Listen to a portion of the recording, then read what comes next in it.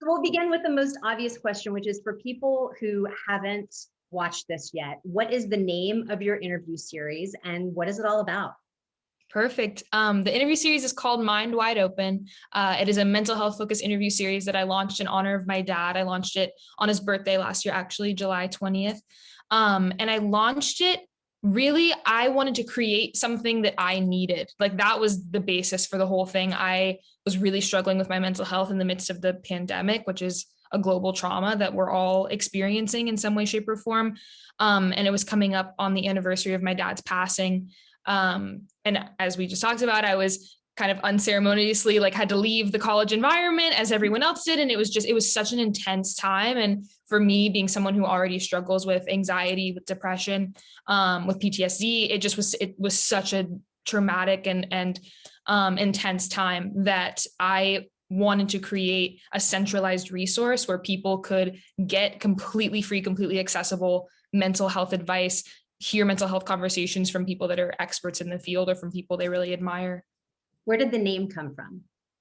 The name came from one of my dad's songs, actually. He had written a song and included the line, watch, you just like totally forget it. But I obviously didn't forget it, but the line was, sleep is the eyes closed to light, death is the mind wide open. And that just like, I mean, and it's been so powerful to me, but it also got me thinking, especially after he passed, like there are so many ways to have your mind wide open. You know, there are so many other ways. And I truly believe like one of those things is talking about it, talking about mental health, talking about the stigma around it, and talking about how we feel. Like that's mind wide open for me. So much of it is just having the language. Something that I have found so fascinating to watch in these is generationally, there is a difference among many of your viewers. And so when I see some of the older people that you talk to who are my contemporaries saying like, when I was growing up, I just didn't have the language. Like I was experiencing these things and had no idea what I was even going through at the time. Right. Have you learned new language through this? For sure. I absolutely have learned new language through this. And I also am someone who's lucky enough. My mom put me in therapy when I was 7. And it was like one of the best things that's ever happened to me. And I truly attribute so much of my ability to talk about my experience and to talk about mental health to the fact that I learned vocabulary around my own emotions from a young age. And Dr. Mark Brackett is my second interview, I think, on my series, who I reference all the time because he's so amazing. But he started the Yale Center for Emotional Intelligence. And one of the things he says is it's a human right to be able to articulate how you feel. And that's something that's so missing from like our school curriculums, from the workplace, from even our family environments, from the government. Like there's no articulation of or we don't learn how to articulate what we're feeling necessarily unless you have the privilege of having access to things like therapy, which is pretty uncommon to have access to mental health resources like that. So that it's yeah. No, go ahead. No, I was gonna say, but that's so I've had the privilege of having that, learning that vocabulary before I did this, but then in doing this series and listening to so many other people's stories, I've just found so much validation, and learned so much more about myself and different ways of looking at things for sure. I was going to say when I rudely interrupted you that it's also like having the permission to use that language and beyond that, the encouragement to use that language. Where do you think we could all do better in those regards? Totally. I think, emotional intelligence and social emotional learning, they call it, I firmly believe is something that needs to be infused in our lives in all levels, from like societally, governmentally to, personally. And one thing that I think we can take control of in our own personal lives and in our inner circles is when we ask each other, how are you? Like truly mean that. And when someone asks you, give them an honest answer. And one other tool that I rely on a lot is if you need to vent or you're struggling with something or, you want to talk to someone about how you're feeling, just being able to open that conversation by asking, is it okay if I talk to you about this right now? Like, I'm really struggling with my anxiety. Do you have the capacity to handle this right now? And I found that to be such a useful tool in so many ways. Because one, it kind of it works to destigmatize because you're just putting it out in the open. Like, hey, I want to talk to you about my anxiety. Can we have this conversation? 2, it allows the other person to set that boundary and be able to say like, yes, I would love to have that conversation. And then you don't feel like you're burdening or feel weird about it.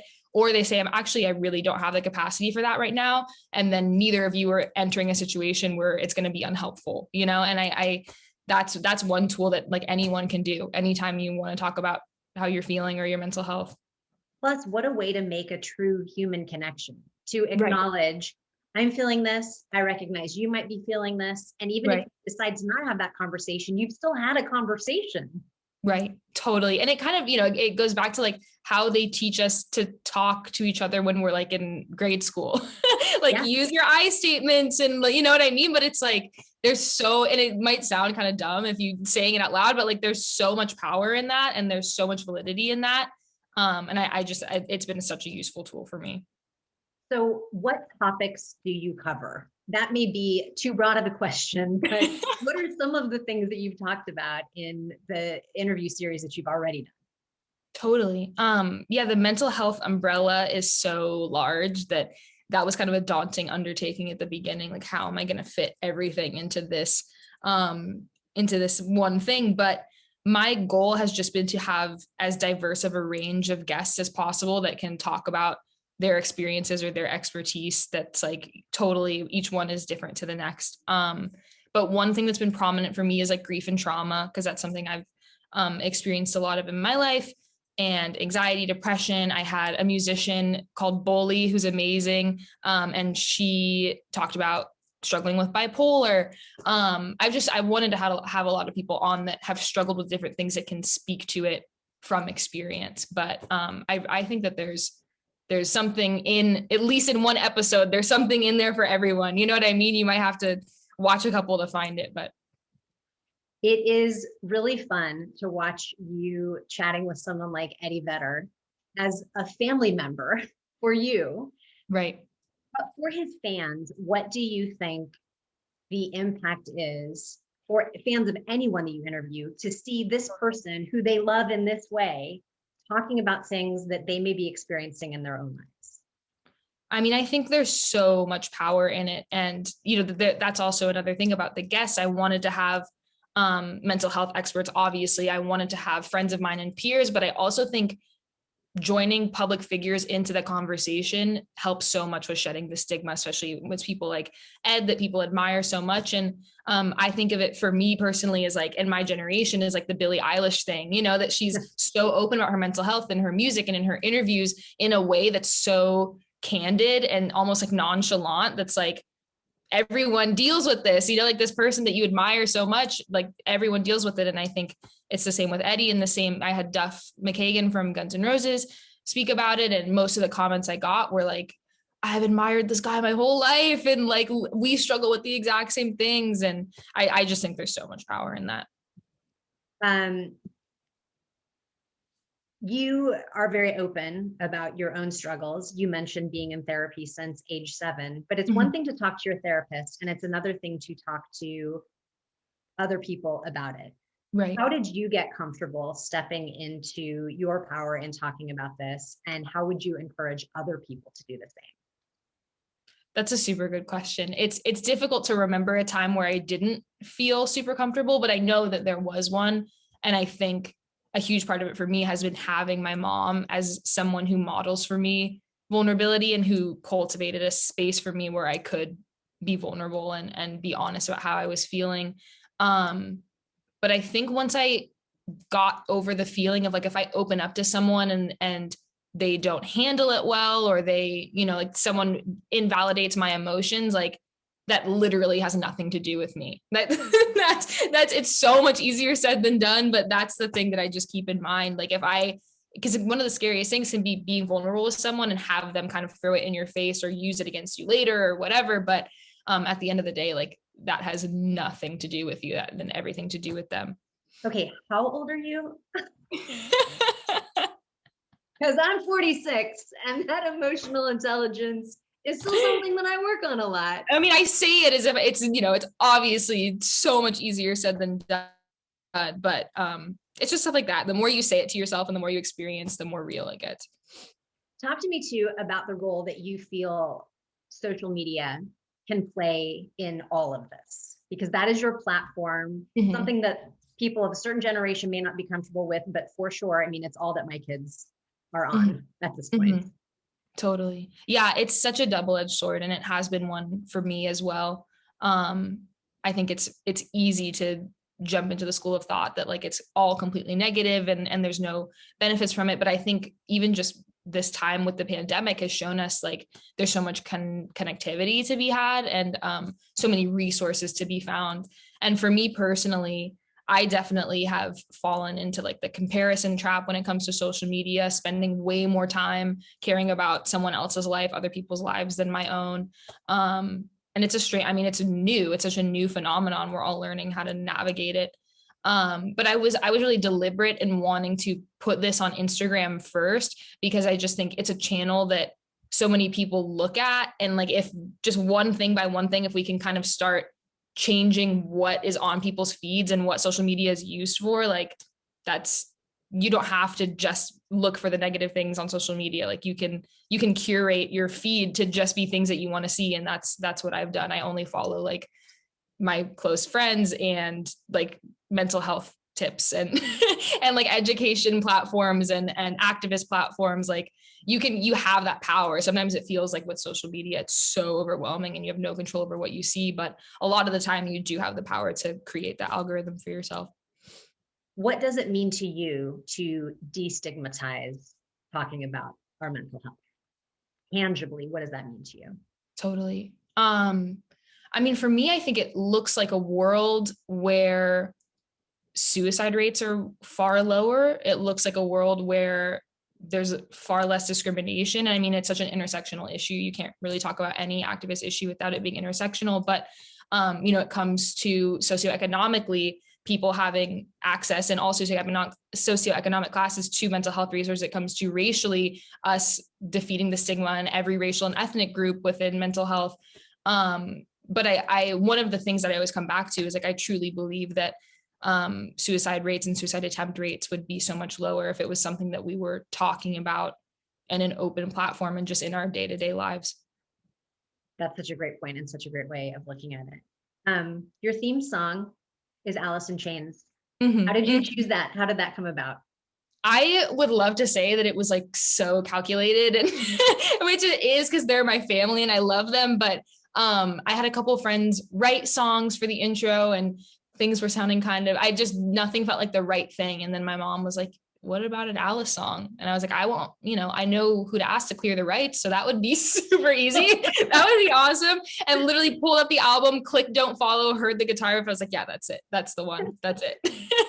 And I told Jerry, I was like, can I use this? He was like, totally. I was like, awesome. This is fantastic. So yeah, it was an easy choice, but it means that much more to me to have them be part of it as well. Obviously, people are able to watch and listen to your interview series around the globe. Mm-hmm. How do you think Seattle's doing in our perception of mental health and our openness with talking about it and making significant changes in lives? Totally. Seattle's, I mean, I think anyone who lives here knows like it can be in a very intense place for mental health. There's a huge homelessness crisis. There's a drug epidemic, and the seasonal affective disorder that can be, we laugh about it, but it's such a real thing and it's such an intense thing. I feel like during COVID, we've seen more steps be taken and just the conversation open up a lot more in Seattle, but in everywhere else as well. I truly feel like it's at the point where like we can't ignore it anymore. And it has to come to light. But as we were talking about a little bit earlier, I'm the keynote speaker for the Changing Minds virtual event that's coming up on May 13th at noon. But that is benefiting Navos, which they do so much amazing on the ground work for providing mental health resources to people below the poverty line. And I think it's organizations like that are stepping up and like getting the attention that they deserve. That's going to help Seattle on such a core level, and other cities that have programs like that are being funded and are being paid attention to. That's only going to help your city too. And this may be difficult because I'm sure you have lots of pieces of advice, but what piece of advice rises to the top when you think about what other people your age, college students, maybe kids even a little bit younger, Mhm. What can they do to feel more confident talking about where they're at with their own mental health with other Totally. people? Um, Not everyone has people that they feel comfortable or would be receptive talking to about it, and that's such a difficult thing because I have no idea what it would be like for me if I didn't have my mom, to have someone, just that one person, because there are people in my life that aren't safe people to talk to, and I know that, but to have that one safe person to talk to about my mental health is so crucial. So obviously that's what I would recommend, but if you don't feel like that, or you can't think of anyone that you would feel comfortable talking about it with, for me, one of the things that's gotten me through is truly like, you're not the only person that's dealing with that, and nothing is permanent. And that's, again, so much easier said than done, but just kind of recognizing like there's millions of other people that are feeling the exact same way as you, even though circumstances may be different, and that can instill enough confidence to be open about it with at least one person that you know, or to seek like an online therapist, or to seek a resource, or to be able to talk about it on social media in a format that works for you. If we just think about it as a global issue that we're all tackling together, that's been helpful for me. And what about if a person feels ashamed? They Mhm. know that they need help, but they don't know how to ask for it. Mhm. I make the comparison all the time between mental health and physical health.